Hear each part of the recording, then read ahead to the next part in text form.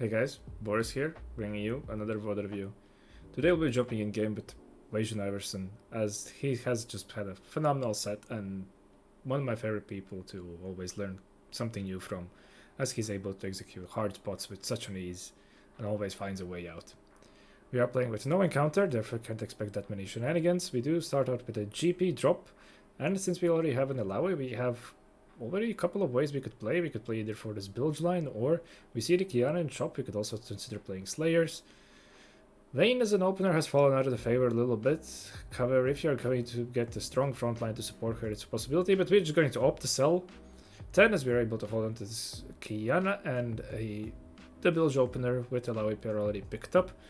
We have two clear directions, did not really have a way to support exactly the Masia. We did opt to though sell the Rek'Sai, which could have paired nicely more into the Slayer line. Coming up on my selection, Placebo, raw gold, but we already made 10, therefore not going to making that first Econ threshold as early and are not looking to particularly hold on to that many units. Silver Spoon would be something that we are looking to play for a strong board on stage 2, particularly being able to reach the level 5 very early. Again, not exactly for our game plan, we do not have the upgraded Delawi, we have only a single copy of Kiana, and we have not hit a TF yet, which should synergize with the Jin pair that we already have, plus our slam is good if we decide to slam the Visage, but not exactly the plan.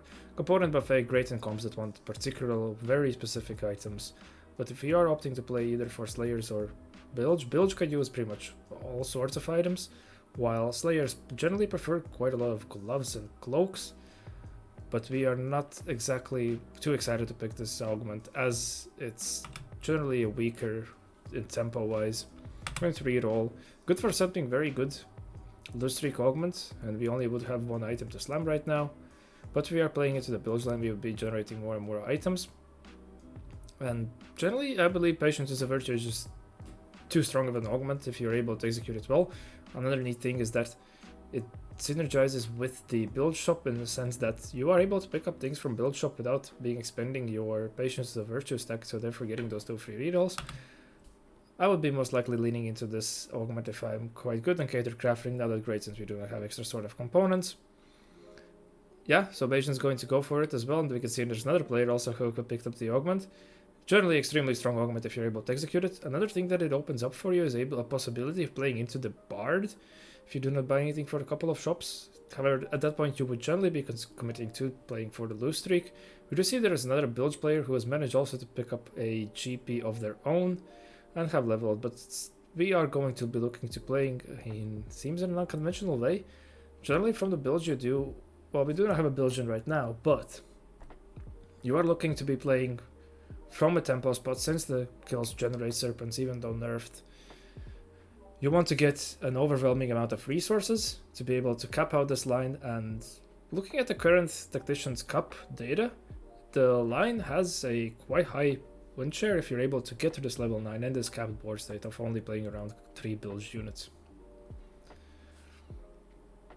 Queuing into another player, which, well, it does seem that we're going to perhaps take a win. Can the Sanivia finish it off? No, she has no aims.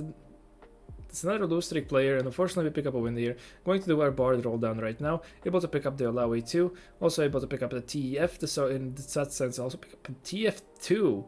So going to play around that, going to slot in the Bard. Now, this TF2 is quite a bit of a resource investment. Is this going to capitalize us? Generally wishing to see if we can get a couple of kills. As with the Bard on board, we're still looking to play in form of a loose streak. This is definitely not making the strongest board, but it works quite well with the TF's AoE. Unfortunately, we do that around. Can we make 20 here? We're just going to opt to sell everything to make 20 here. We did check our build shop and we saw that we have a GP. Therefore, if we opt to go, we do go for a GP here. Now, again, we're trying to straggle together some sort of tempo in order to be able to capitalize it, but all our augments and play indicate towards lost streak. Therefore, very interestingly approach from Wasian Iverson here. Chain is generally a good floating component since you can complete into many items, especially in this current meta. You definitely want to get some form of anti-heal, and Sunfire generally fits that slot quite well. Queue into a strong player playing into Patience is the Virtue Void. This is more of a standard way how you would play this augment. Playing for something that can either stabilize on 3-7 or on 4-2 with a huge amount of free rerolls stacked up. Going to opt to hold on to this GP pair instead of making 40, since we have the GP in the shop, and it's again not going to consume our Patience is a Virtue stack. Therefore, definitely a way that how we can. So I assume this play was done in order to ensure that we can resolve some board presence still by getting some kills, which we have been able to do so at the moment. But we're queuing into a strong Slayer player, and now we have fully mixed streak in the worst way fashionable. Therefore, this Patience is a Virtue is going to have to do some heavy lifting for us. Most likely not going to pick up a Rek'Sai here. I would assume that our goal at the moment would probably be to preserve as much HP and be able to get to some kind of board that can hardly stabilize on level 8. With the extra rerolls also farmed from the Bard. Can't make 50 here either. So going to just bump to see for a little bit better shop pause perhaps. Although I'm not exactly sure. I would assume that we might pick up a Nautilus if we see in the shop, but otherwise I'm not exactly sure what else we will be looking for from the shop. It's an interesting approach. Now, Patience is a Virtue is an augment that definitely plays into something that can very hardly stabilize on level 8. Those would be your Kaisas. Your Slayers could definitely also do that just because of how strong of a augment it is.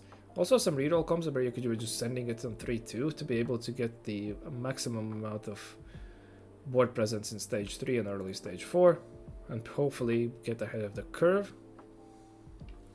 On the next augment selection, Heroic Grab Bag would play into reroll. We're not exactly rerolling. The line no longer plays around TF3 or MF3, and we have no Nautilus inside, therefore it's going to be a dead augment for a well-constructed companion. Again, not exactly what we're going for. It doesn't synergize with the build shop and would require us to buy something. So we default Mess Hall right now, which is an augment that generally prefers to be played into some kind of stall comps like Yunara or maybe AD Kaisa. It was good in the Massey Vayne comp as well, but we're not exactly playing into it right now.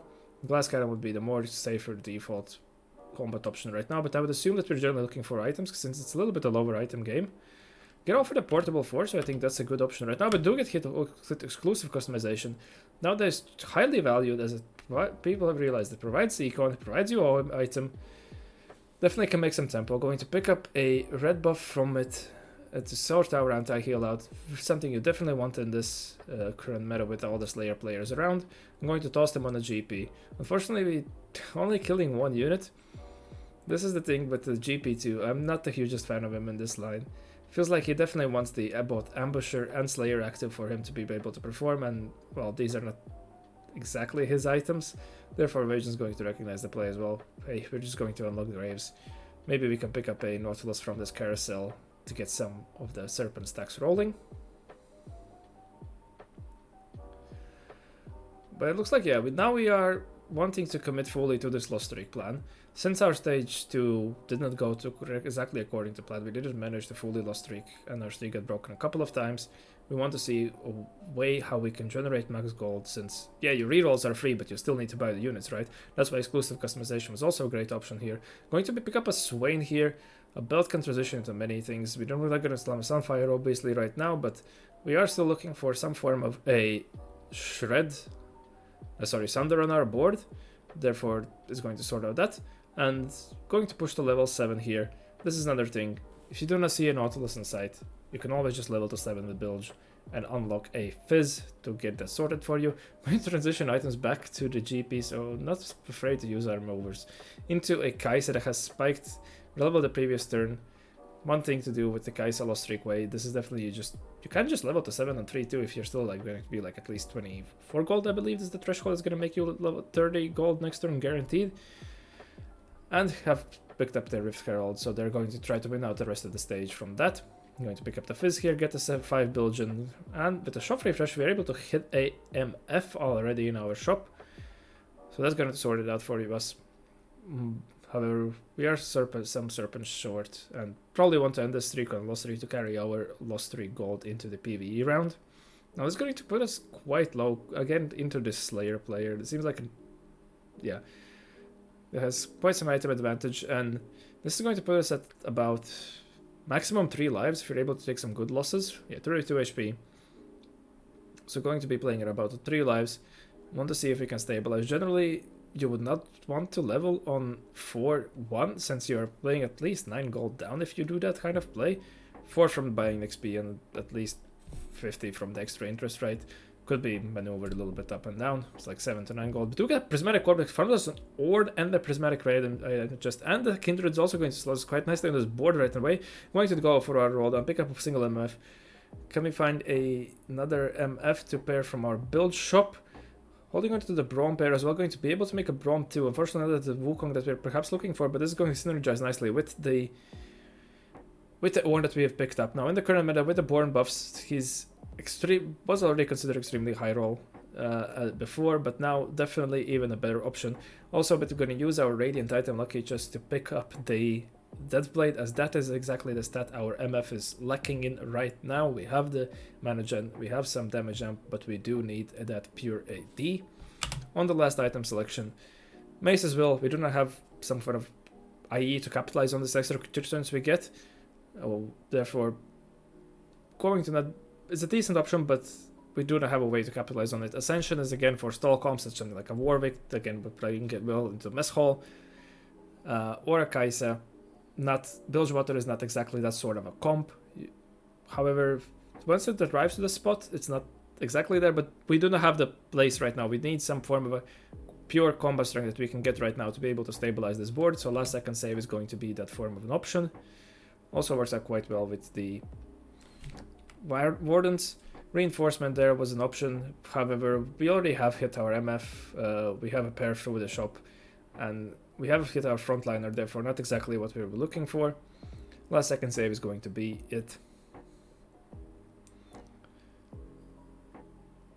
Going to stick on this 5 bilge in order to farm some extra resources. We've not managed to pick up a single item yet since we had the bilge so late, and we have not found a way to... We cannot afford really to play 5-7 bilge, right? In the most general game plan, you would be sitting here on 7 bilge trying to farm some extra serpents, and hopefully you have a stable enough board, but Bayesian has recognized we need to win these runs right now if we are going to make a way out. We're also going to mostly use our shop. We have hit our units, therefore there's no need for us to really dig for anything else. Like, okay, this Wukong would have been great if we were able to pick up the 2-star, but we had to give one up already.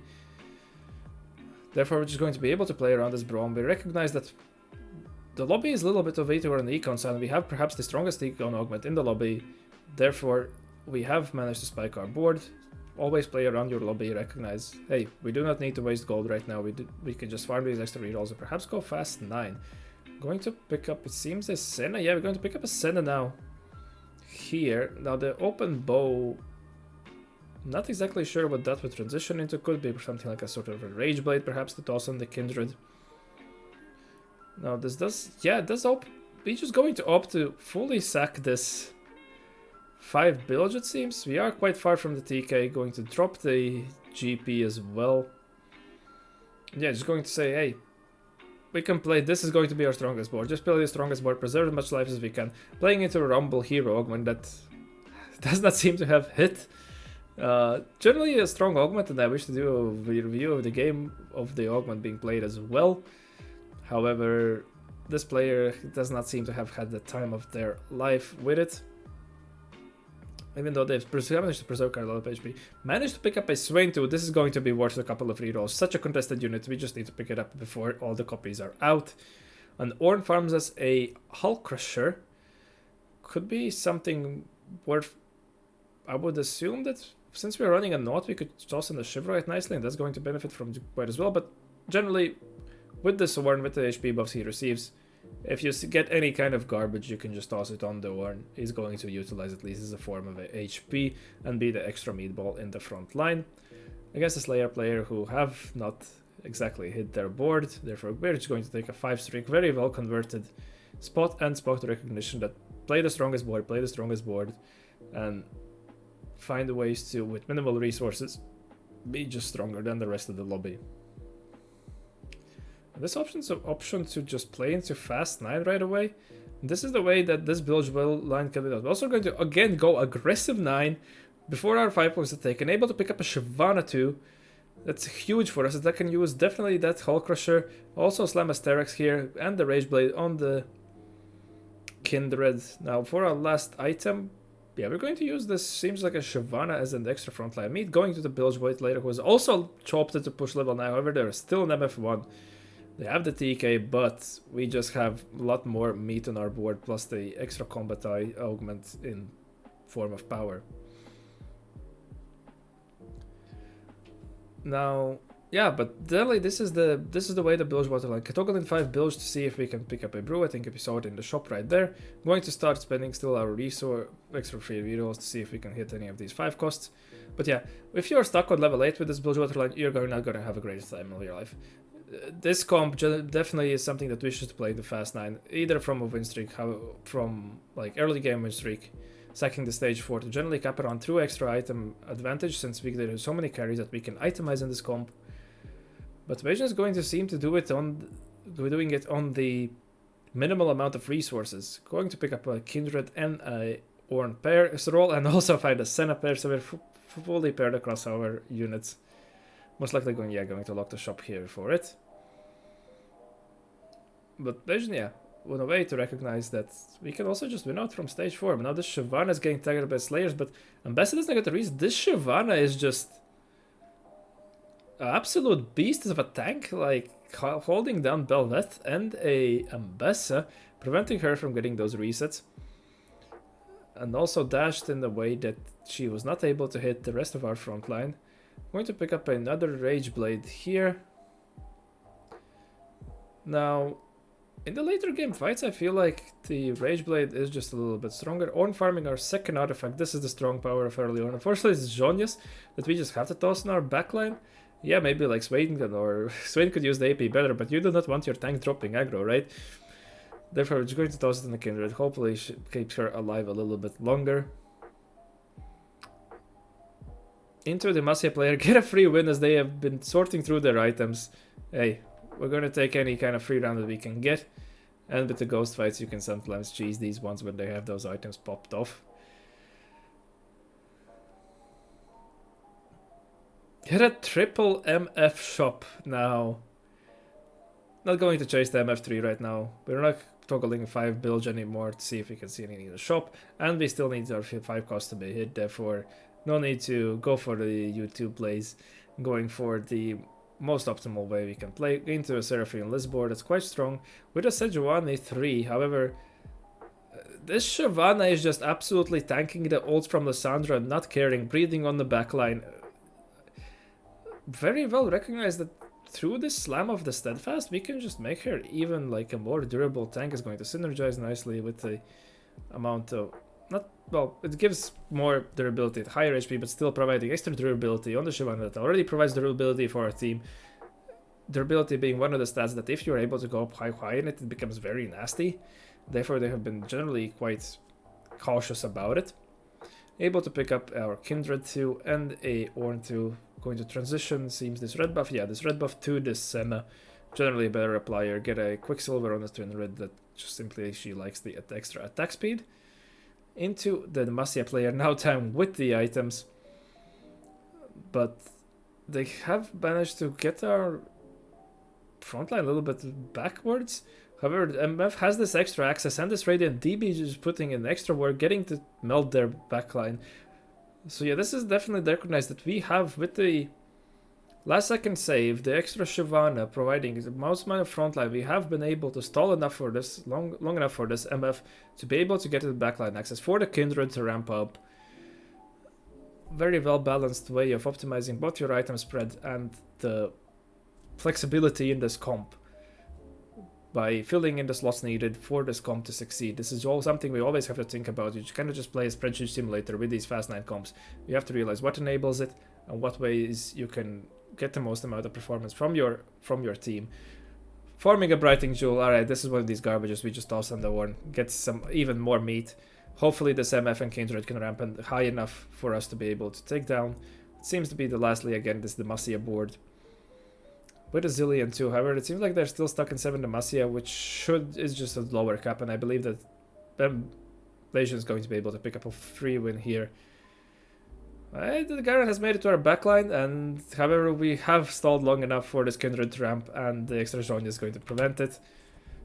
Very masterfully done by Wasian, playing in a non-traditional way of sacking the first 2 stages mostly, and going for a Bard, and then spiking on the stage 4 with a limited amount of resources, spiking his board, and making his way to Fast 9 nonetheless. I would like to thank you for watching, and I hope that you learned something new, as I definitely did, and I wish to see you in the next one. Have a good one.